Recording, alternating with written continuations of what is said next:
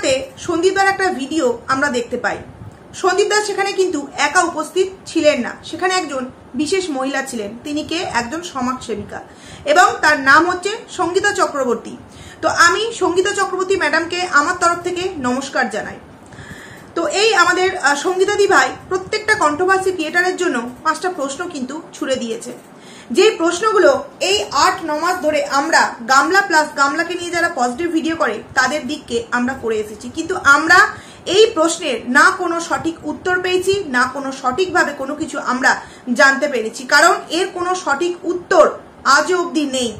কারণ যে মেয়েটা আজ এত নোংরামো এত ছ্যাঁচড়ামো করে এই জায়গায় এসে সন্তানকে পাওয়ার জন্য আজকে এতটা সে তাণ্ডব মাচাচ্ছে, অ্যাকচুয়ালি সে নিজেই জানে এই প্রশ্নের উত্তর তার কাছেও নেই, বা তার যে সমস্ত ভিউয়ার্স আছে বা তার যে সমস্ত পজিটিভ কন্ট্রোভার্সি ক্রিয়েটার আছে তাদের কাছে থাকা কখনোই সম্ভব নয়। কারণ অন্যায়টা করেছে কিন্তু সেই মহিলাটা।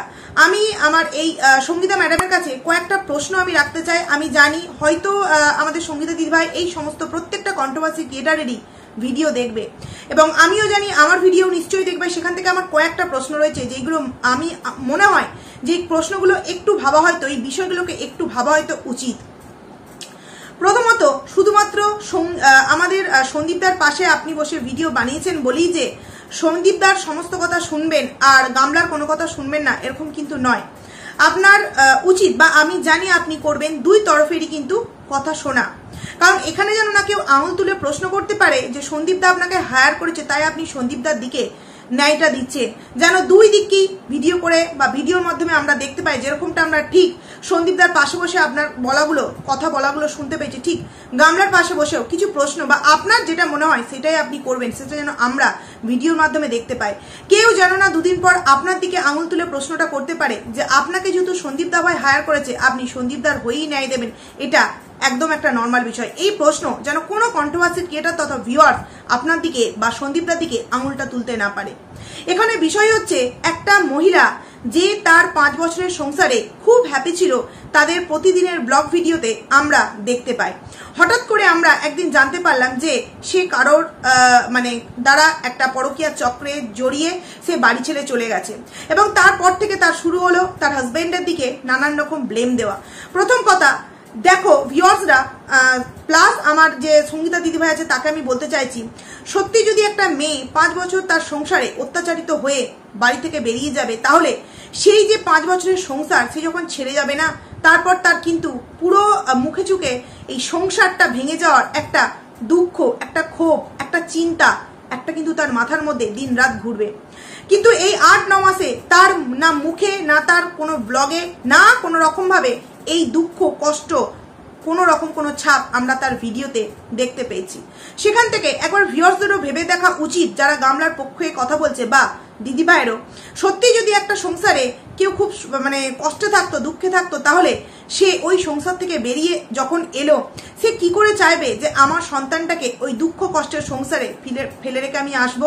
নিশ্চয়ই চাইবে যে আমি আমার জন্ম দেওয়া যে সন্তান তাকে এই একটা নরকীয় জায়গায় রেখে যেতে পারি না। আমি যেমন এই সংসার থেকে মুক্তি পেতে চাইছি, এই জ্বালা যন্ত্রণা থেকে, গামলার কথাকে যদি মেনে নিই অত্যাচার, তাহলে সেই জায়গায় আমার জন্ম দেওয়া যে সন্তান তাকেও হয়তো আমার সাথে করে নিয়ে যাওয়াটা উচিত। কিন্তু কেন সে নিয়ে গেল না? তার এক হাতে নোড়া আর এক হাতে ব্যাগের পরিবর্তে কি একটা সন্তানের হাতকে ধরা যেত না?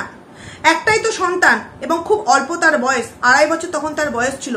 নুরা নিয়েছে ঠিক আছে না নিজেকে বাঁচবার জন্য, কিন্তু যে ব্যাগে তার নানান রকম ডকুমেন্টস প্লাস জামা কাপড়, কেউ যদি সত্যি হঠাৎ করে অশান্তি ঝগড়ার জন্য বাড়ি থেকে বেরিয়ে যেত, তাহলে তার এই যে ব্যাগ, সেই ব্যাগ কখন সে প্যাকিং করলো, এই প্রশ্ন আশা করছি আপনি গামলার কাছে করবেন, এবং গামলার উত্তরের জন্য আমরা ওয়েট করছি।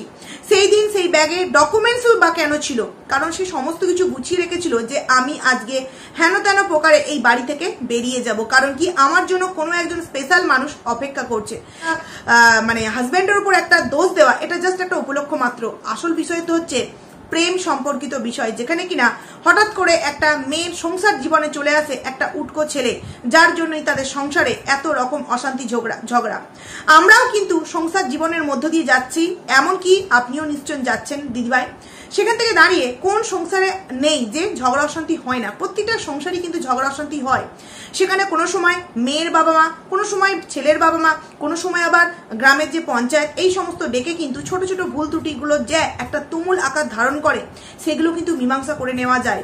কিন্তু যেই জায়গায় গ্রামের লোক এসে পর্যন্ত বলেছে যে এই অশান্তি ঝগড়া কখনো মীমাংসা করা যাবে না, কারণ কি এই জায়গায় দাঁড়িয়ে অন্য কেস, অন্য বিষয়, সেই জায়গায় প্রত্যেকে জানে যে এটা একটা পরকীয়া মানে সংক্রান্ত বিষয়। আমি সেই জায়গায় বলতে চাই যে এই যে হঠাৎ 8-9 মাস পর একটা মায়ের একটা সন্তানের কথা কেন হঠাৎ মনে পড়লো? হঠাৎ কেন মনে পড়লো? কেনই বা 8-9 মাসে নিজের সন্তানকে নেওয়ার জন্য কোনো থানা বা কোনো রকম কোনো সংস্থা, চাইল্ড সংস্থা কোনো রকম ভাবে সে সাহায্য নেয়নি? কেনই বা তার সন্তানের জন্য প্রাণটা ব্যাকুল হয়ে ওঠেনি? যেই বাড়িতে আমি অত্যাচারিত হয়ে এক হাতে নোড়া নিয়ে আমি বেরিয়ে আসতে বাধ্য হয়েছি, সেই জায়গায় আমার সন্তান কিভাবে থাকবে? এই প্রশ্ন কেন একটা মায়ের অন্তরকে কাঁদায়নি? কেন একটা মা 8-9 মাসে একবারের জন্য কোনো রকম ভাবে সেই সন্তানটাকে একবারও দেখতে যাওয়ার চেষ্টা করেনি?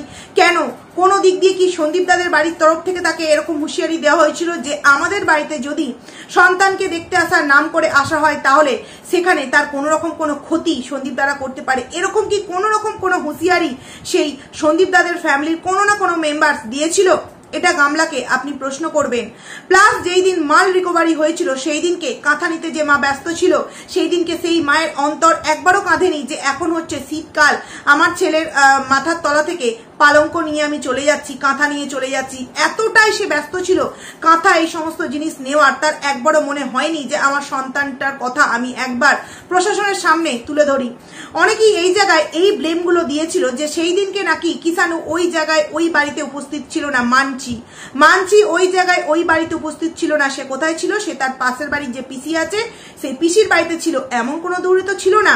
সেখানে প্রশাসনের মানুষজন উপস্থিত থাকা সত্ত্বেও গামলা কেন তাদের কাছে একটিবার কাকুতি মিনতি জানায়নি যে আমি আমার সন্তানের সাথে একটু কথা বলতে চাই, একটু তাকে আমি কাছে পেতে চাই, আপনার কি আমাকে একটু এই বিষয়ে সাহায্য করবেন? আমরা নর্মাল মা হলে কি করতাম? এটাই তো করতাম, তাই না? কিন্তু না, সেই মায়ের মনের মধ্যে তখন চিন্তাধারা ছিল যে এই সমস্ত কিছু নিয়ে গিয়ে আমি যে নতুন সংসার গড়তে চলেছি সেই সংসারের আমাকে গোছাতে হবে এখন থেকে। তাই সে মাল রিকভারি করতে গিয়ে শুধুমাত্র নিজের জিনিসগুলো ঠিক পায়ে টু পায়ে কোন জিনিসটা আমি আমার বাবার বাড়ি থেকে নিয়ে চলেছিলাম সেই সমস্ত জিনিস নিয়ে সে ব্যাগ গোছাতে ব্যস্ত ছিল। সে ভাবেনি আমার সন্তান হয়তো আমাকে কাছে দেখতে পেলে অনেকটা খুশি হবে। সেই বাচ্চার কথা সেই মায়ের মনে পড়লো না, সেই বাচ্চার হাসি মুখটা সেই মায়ের সামনে একবারও ভেসে উঠলো না। তাহলে সেই মা কখনো কি পারে এই সন্তানকে ভালো রাখতে বা সুশিক্ষায় মানুষ করতে? এখানে আমি আরো একটা কথা বলতে চাই। দেখা যাবে যে বাবা একটা নৌকায় করে কোথাও বেড়াতে যাচ্ছে, মা একটা নৌকায় করে কোথাও বেড়াতে যাচ্ছে। বাবা মা মায়ের কাছে কারোর একটা তরফে সন্তানটা আছে। হঠাৎ করে মাঝ রাস্তায় যখন মানে দেখা হলো বাবা মার সাথে নৌকায় যাওয়াকালীন, তখন হয়তো মা চাইবে বাবার কাছ থেকে সন্তানটাকে একবার নিতে, বা বাবা চাইবে মায়ের কাছে সন্তানটা থাকলে নিতে। এই যে দুজনকার যে টানাটানি মাঝ রাস্তায়, এই টানাটানিতে যদি হাত ফসকে বাচ্চাটা একবার জলে পড়ে যায়, ক্ষতিটা কার হবে? সেই সন্তানটার। বাবাও যদি পড়ে যায় বা মাও যদি পড়ে যায়, কোনো ক্রমে কিন্তু তারা বড়, তারা তাদের মতো করে ঠিক কিন্তু এই জল থেকে উঠতে পারবে। কিন্তু বাচ্চাটা খুবই ছোট, সে কোনো দিককাল বিচার না করার আগেই কিন্তু সে নিমেষে জলের মধ্যে তলিয়ে যাবে। তো এই তলিয়ে যাওয়ার যাতে কোনো রকম সম্ভাবনা না থাকে সেই দিকটায় আপনি আশা করছি দেখবেন। এই যে আপনি কালকে যে কথাগুলো বলেছেন যে 5টা কথা, তার মধ্যে একটা কথা সত্যি অবাস্তব লাগলো, যেটা কিনা এই প্রথম আমি জানতে পারলাম যে চ্যাটিংগুলো সন্দীপদা এতদিন ধরে বলে এসছে সেটা নাকি সন্দীপদা নিজে চ্যাট করেছে। বড়ই একটা হাস্যকর বিষয়। সন্দীপদা কি কারণে সুখ সম্বন্ধে চ্যাটিং করতে যাবে, যেই চ্যাটিং এর মাধ্যম হচ্ছে তার বান্ধবী সঙ্গীতা, আপনার নামেরই, আমরা তাকে ভঙ্গি বলে ডাকি। সে সমস্ত কিছু জানে। আপনার যদি প্রয়োজন পড়ে সেই বান্ধবীর সাথেও কিন্তু আপনি কথা বলতে পারেন। কারণ কি, এই বান্ধবীও এই বিষয়টার সাথে ওতপ্রোতভাবে কিন্তু জড়িত, যেই কারণেই সে একটা কল রেকর্ডিং এর মধ্যে আমরা শুনতে পেয়েছিলাম যে এরকম কিছু তুই করিস না, তাহলে তোর মা বাবা হয়তো এই সমস্ত কিছু জানতে পারলে নিজেদেরকে আর লোকেদের সামনে মুখ দেখাতে পারবে না, নিজেদেরকে শেষ করে দেবে। সেখান থেকে দাঁড়িয়েও গামলার কোনো রকম কোনো ভ্রুক্ষেপ হয়নি। কারণ কি, সে জানে আমার এই বিষয়ে আমার মা বাবা আমাকে কতটা মদত দেয়। আপনি একবার ভেবে দেখুন তো, একটা বাড়ির মেয়ে বা একটা বাড়ির বউ, একটা মেয়ে যখন থাকে সম্পূর্ণ আলাদা বিষয়, একটা বাড়ির বউ যখন পরকিয়া করে বাড়ি থেকে বেরিয়ে চলে আসে, তখন সেই বাড়ির মা বাবা কি করে সেই মেয়েটাকে ডিভোর্স হওয়ার আগে সেই ছেলের সাথে অভিসারে পাঠায়? কোন বাড়ির মধ্যে এই বিষয়টা আছে আপনি কি একটু জানাবেন প্লিজ। দেখবেন আপনাকে এই প্রশ্নগুলো ওই যে অপরপক্ষ আছে গামলার যে সমস্ত সাপোর্টকারী ভিউয়ার্স বা কন্ট্রোভার্সি ক্রিয়েটার, তারা অনেক রকমের আপনার কাছে প্রশ্ন জানাবে বা অনেক রকমের অনেক কিছু আপনার কাছে পাঠাবে। আপনি এই বিষয়গুলো নিয়ে একটু ভালো করে দেখবেন। আমি তো বলবো এই জায়গায় শুধুমাত্র সন্দীপদার পাশে বসে আপনি আছেন বলে সন্দীপদার কথাটা কি যে শুনবেন এরকমটা না, গামলারও কথা আপনাকে শুনতে হবে, জানতে হবে।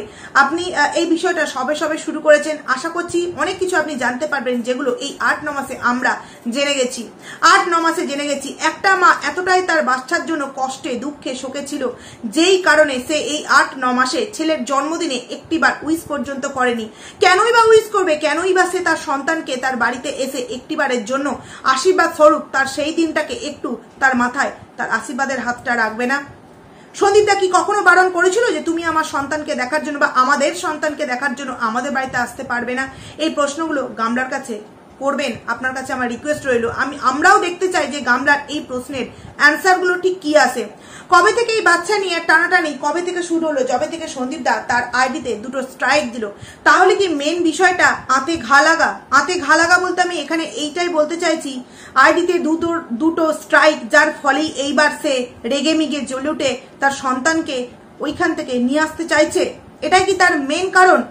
না হলে একটা বিষয়, জানি না এই বিষয়টা কতটা এই বিষয়ের সাথে যুক্ত, তবুও বলতে বাধ্য হচ্ছি, যেই মেয়েটা তার শ্বশুর বাড়িতে যেই বিষয়গুলোকে খুবই মানে একটা তার কাছে খুবই অসহ্যমূলক বিষয় ছিল, যেরকম সয়াবিন খাওয়া, যেরকম ছোট মাছ খাওয়া বা এরকম অনেক জিনিস যেগুলো তার কাছে খুবই একটা আপত্তিজনক বিষয় ছিল, কিন্তু সেই বিষয়গুলো কি সুন্দর তার বাপের বাড়িতে গিয়ে মানিয়ে গুছিয়ে নিয়েছে। তাহলে কি এই মেয়েটা এই বিষয়গুলোকে শ্বশুর বাড়িতে কি মানিয়ে নিতে পারতো না? নাকি এইগুলো ছিল শুধুমাত্র এই একটা বিশাল বড় ঘটনা ঘটাবার ছোট ছোট একটা রিজন? এই অনেক কিছু প্রশ্ন আমাদের তরফ থেকেও আছে, যেইগুলো আশা রাখতি সঠিক উত্তর পাওয়া যাবে।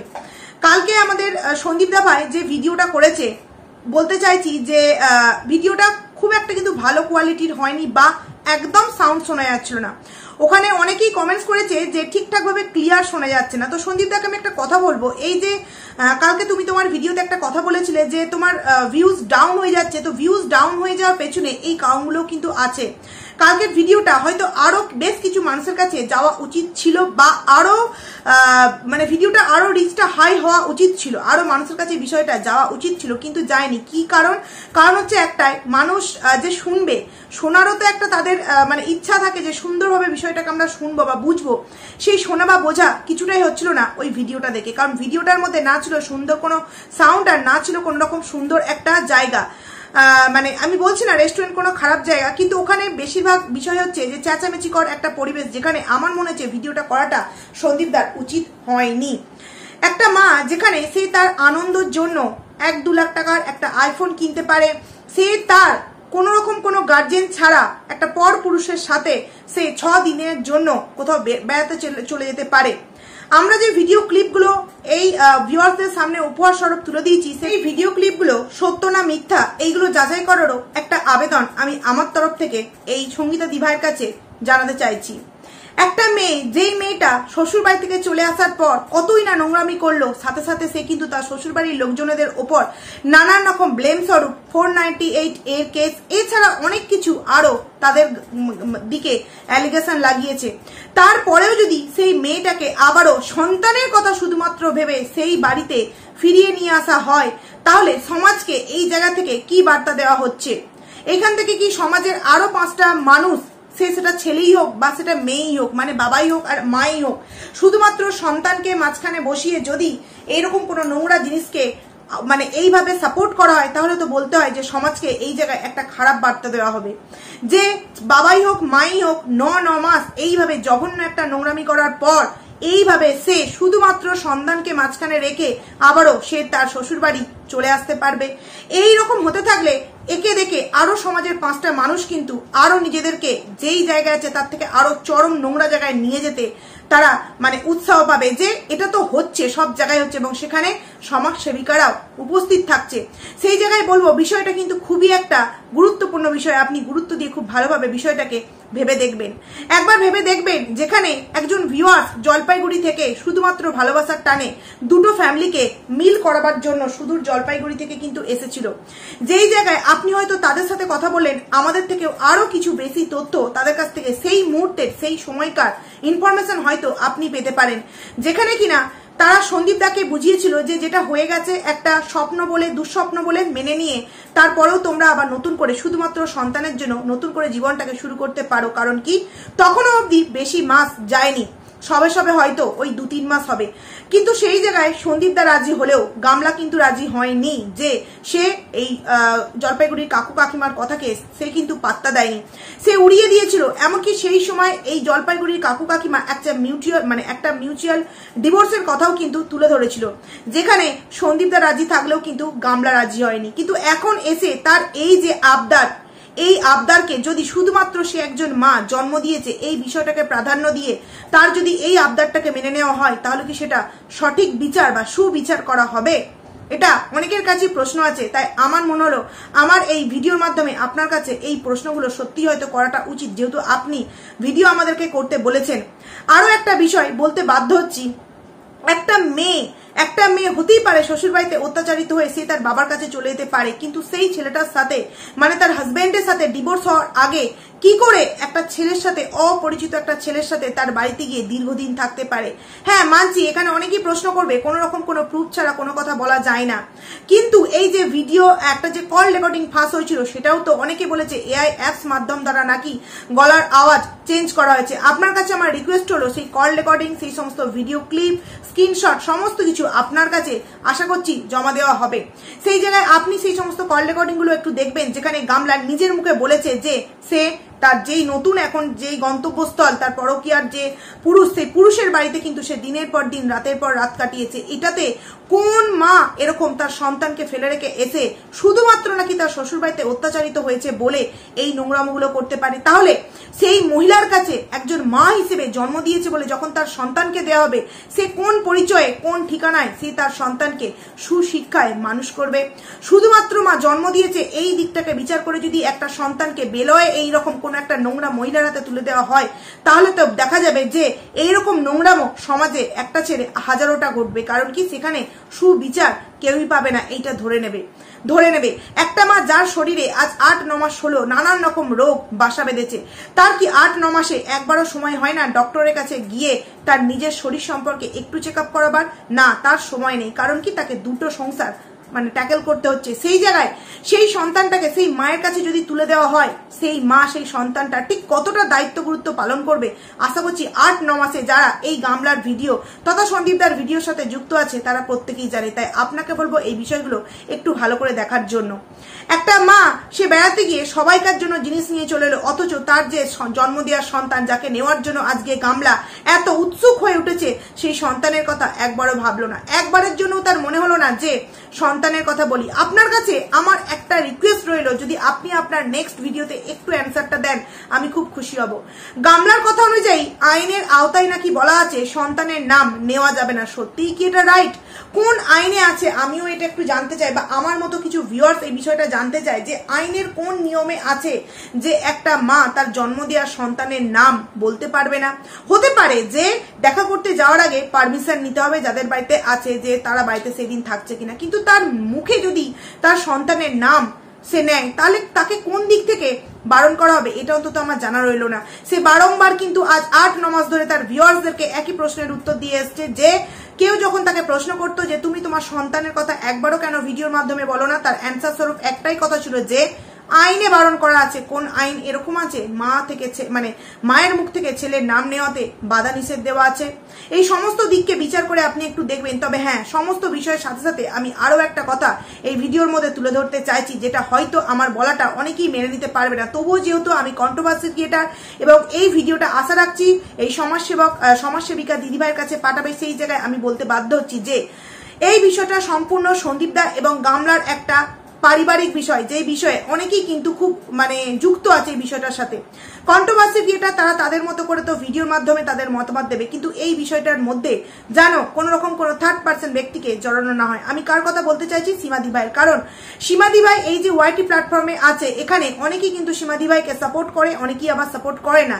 যারা সীমাদি ভাইকে সাপোর্ট করে না তাদের মধ্যে অনেকেই আছে আবার সন্দীপ দাকে সাপোর্ট করে। তাদের কিছু এরকম মতামত আমাদের কাছে কিন্তু এসছে। তাই আমি আমার ভিডিওর মাধ্যমে জানাতে চাইছি যে এই বিষয়টা সম্পূর্ণ আপনি নিজে দেখবেন, নিজে ট্যাকেল করবেন যে কোন দিকটা কিভাবে কি বিচার করলে সুবিচার শুধুমাত্র একটা সন্তানের জন্য পাওয়া যায়। শুধুমাত্র একটা মা জন্ম দিয়েছে তাই তার মায়ের দিকে সন্তানটাকে যেন দিয়ে না হয়, দিককে বিচার করেই যেইটাই সন্তানটার জন্য ভালো হবে সেইটাই যেন করা হয়।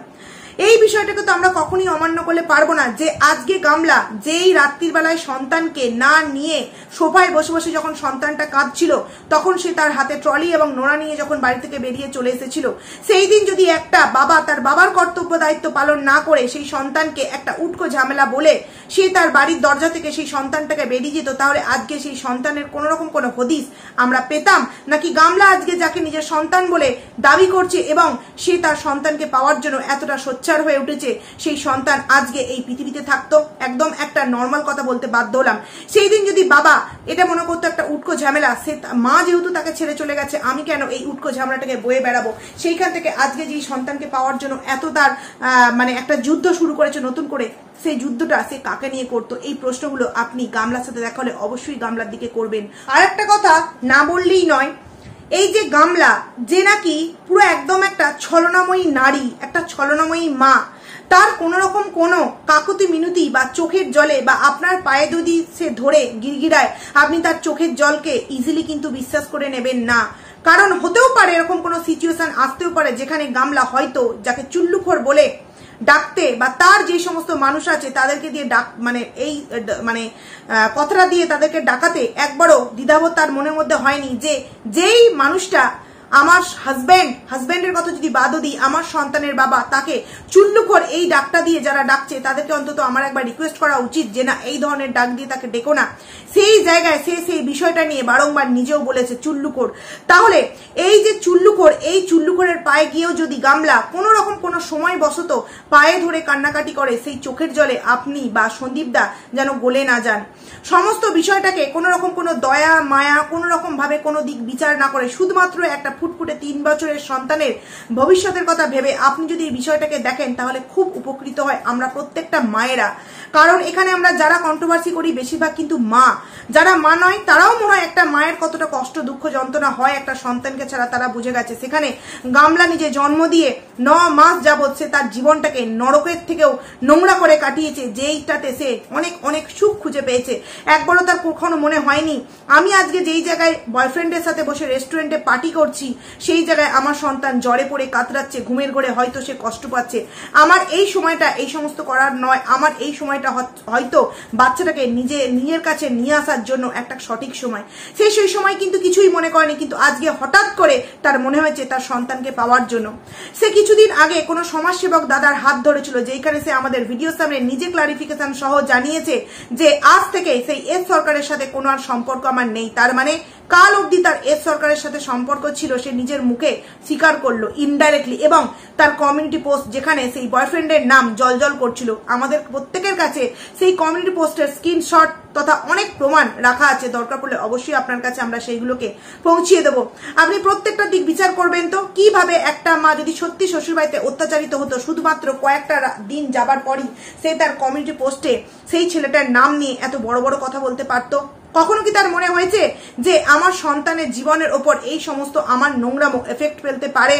কখনই কি তার মনে হয়েছে যে আমার 3 বছরের সন্তান রেখে যে কাজটা আমি করছি সেই কাজটা আমার ভুল, আমার হয়তো আমার হাজবেন্ডের কাছে গিয়ে একবার ক্ষমা চেয়ে নিয়ে সংসারটা আবার নতুন করে জোড়া লাগিয়ে সন্তানের মুখের দিকে চেয়ে আবার সেই সংসারে ফিরে যাওয়াটা উচিত না?